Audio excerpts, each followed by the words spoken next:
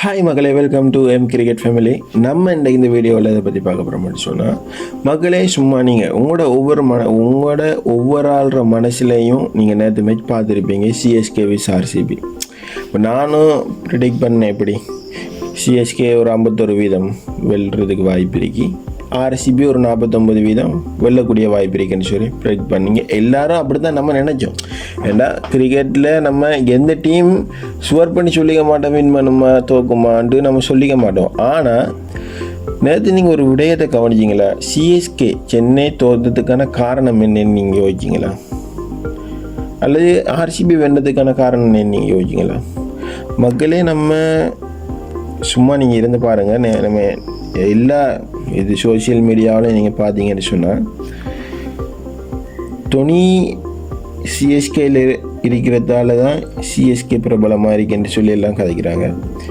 அதே போல் சிஎஸ்கேயில் டோனி மட்டும்தான் விளையாடக்கூடிய வாய்ப்பு இருக்கு, மற்ற எல்லாருக்கும் விளையாட தெரியாது மாதிரியும் அப்படி கதைக்கிறாங்க.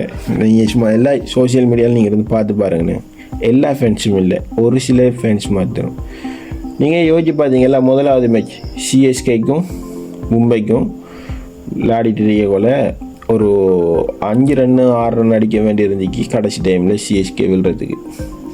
அப்போ எல்லா ஃபேன்ஸும் ஜடேஜா அவுட் ஆகணும்னு சொல்லி சத்தம் போடுறாங்க. டோனி ஜடேஜா பெட்டிங் செஞ்சுட்டீங்கள, டோனி என்று சத்தம் போடுறாங்க. அது நான் பார்த்துட்டு இருந்தப்போ எனக்கு ஒரு மாதிரி இருந்துச்சு. கடந்த ஒரு 3 வருஷமாக பார்த்தோம்னு சொன்னால், உண்மையிலே ஜடேஜா எப்படி பிளேயர்னு உங்களுக்கு தெரியும். ஜடேஜா அவுட் ஆகணும்னு நினைச்ச டைம்லேயே ஜடேஜா வின் பண்ணி கொடுத்தாரு. கடைசியில் குஜராத்துக்கும் சிஎஸ்கே ஃபைனல் மழை 3 நாள் டிலே ஆகி மேட்ச் பார்த்தோம்ல. நம்ம நைட் 1 மணிக்கு ஃபைனல் பார்த்தோமே. அந்த மேட்ச்சில் 2 பாலுக்கு 10 அடிக்கணும்னு சொல்லி ஜடேஜா ஒரு பவுண்டரி ஒரு 6 அடித்து வின் பண்ணி கொடுத்தாரு. அப்படி நான் இப்போ இதில் நம்மட தலை டோனியை நான் தப்பு சொல்ல வரையும் இல்லை. ஜடேஜா அந்த டைமில் பெட்டிங் வரணும், எந்த டைமில் பெட்டிங் வரப்படாதுன்னு சொல்லி நான் அதை பற்றி கதைக்க போகிறதும் இல்லை. அல்லது டோனி எந்த டைமுக்கு எத்தனை பெட்டிங் வரணும்னு சொல்லி கதைக்க போகிறதும் இல்லை. மக்களே, நேற்று நீங்கள் ஒன்றும் கவனிச்சிங்களா? என்ன நடந்துச்சு டீமில்? ஃபஸ்ட்டுக்கு தோல்விக்கான காரணம் என்னன்னு சொன்னால், நம்மளோட டீம் செலெக்ஷன்லேயே நம்ம தோத்துட்டோம். எங்கே நம்ம டீம் எடுக்கக்குள்ள, நம்ம செலக்ட் பண்ணக்குள்ள, பிளேயர்ஸ் வாங்கக்குள்ளேயே நம்ம அங்கேயே தோத்துட்டோம். ஏன்னு சொன்னால், மக்களே நீங்கள் நல்லா யோசிச்சு பாருங்கள். தீபக் ஹூடா, அவரை பற்றி உங்களுக்கு தெரியும் எப்படியான பிளேயர்ண்டு.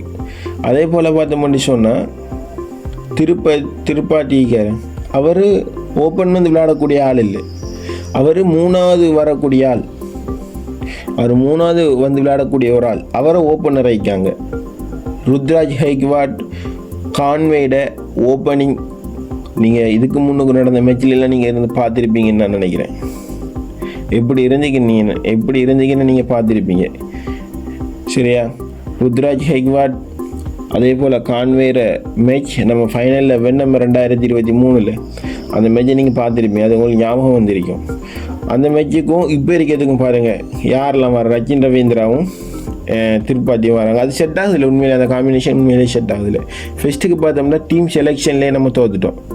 2வது விஷயம் என்னன்னு சொன்னால், போலிங்கில் பார்த்தோம்னு சொன்னால், கலீல் அஹ்மத் மேலே எறிகிறாரு, நல்லா எறிகிறாரு. அதே போல் பார்த்தோம்னு சொன்னால் மதீஷ பத்திரனாவும் எறிகிறாரு, லாயிஷும் எறிகிறாரு, சரியா? ஷாம்கரன் இருக்காரு. ஷாம்கரனை என்னத்துக்கு எடுத்தீங்க நீங்கள்? ஷாம்கரன் எத்தனாவது வாராரு, எத்தனாவது பெட்டிங் வாராரு, அவர் விஷயத்தை கொஞ்சம் நீங்கள் பாருங்கண்ணே. ஷாம்கரன் பவுலிங்லேயும் அதே மாதிரி அடி விழுது, பெட்டிங்லேயும் சொதப்பிட்டு போகிறாரு. அவரை 3வது அனுப்புகிறாங்க.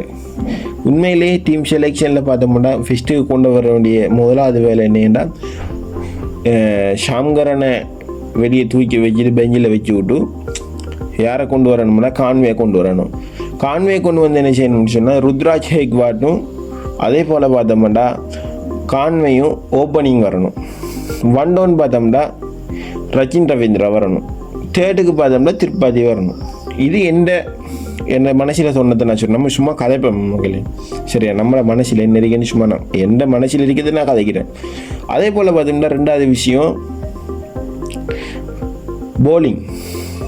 போலிங்கில் பார்த்தோம்னா நம்ம என்ன சேஞ்ச் செய்யணும்னு தெரியுமா? நூர் அகமத் 4 ஓவரை நல்லா வீசக்கூடியார். அஸ்வின் ரவீந்திர அஸ்வினும் அதே மாதிரி வீசக்கூடியார். நீங்கள் நேற்று ஒன்று கவனிச்சிங்களா? 2வது ஓவர் அஸ்வினுக்கு கொடுத்தாங்க. அவர் அந்த டைமில் போடக்கூடிய அந்த டைமில் அவருக்கு அது கிளிக் ஆகலை. அவர் ஓவருக்கு அடி விழுந்தீங்க. 2 ஓவர் கொடுத்துட்டு அவருக்கு அடி விழுந்தோன்னையும் அவருக்கு விஷயம் பார்த்துட்டாங்க. அவர் என்ன செஞ்சாங்க? அவருக்கு அது இப்படி ஓவரை கொடுக்கல. ஆனால் மக்களே, நீங்கள் நல்லா யோசிச்சு பாருங்கள். அஸ்வினுக்கும் நூர் அகமதுக்கும் இருக்க காம்பினேஷன் இருக்குதானே, உண்மையிலே செம்ம காம்பினேஷன். ஆனால் அவங்க என்ன செஞ்சாங்கன்றா, நூர் அகமதை வச்சு ரச்சின் ரவீந்திரா இருக்கார், அஸ்வின் இருக்கார். 3 பேரும் உண்மையிலே போலிங் கிங்னு சொல்லுவானா அப்படியே நாங்கள். அப்போ அதில் 12 ஓவர் வருதுதானே.